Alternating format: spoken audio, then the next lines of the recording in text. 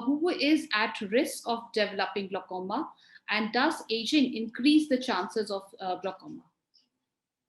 This is a very, very important question, because when we say glaucoma, we call it as a silent thief of sight. So why do we call that? Because first and foremost, the age of 40 and above naturally predisposes you to glaucoma. So imagine the population, half of the world population is treating for glaucoma.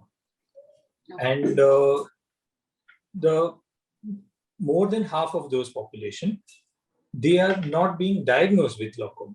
As the age increases even further, by the age of 50, by the age of 60, the chance of glaucoma increases even further. So who's at risk for developing glaucoma? First and foremost is the age. Second, very important thing is the family history.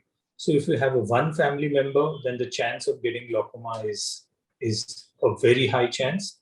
And if you have more than one, then it's a very, very high chance. Thirdly, there are certain drugs like steroids, immunosuppressants. So if the patient is under treatment for any of those conditions in which the patient needs these kind of drugs, the patient becomes a high-risk patient. Another important thing is eye injury. So many times, even the sports people, they get injury.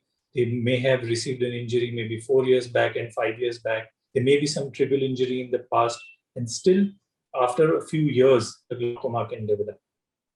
There are certain diseases in the eye, like people with high myopia, the high thick glasses, people with thin corneas, people with vascular diseases, and there are a lot of diseases in the eye which can predispose the patient for glaucoma. Even certain systemic diseases like blood pressure, diabetes, that can cause increase in the incidence of glaucoma.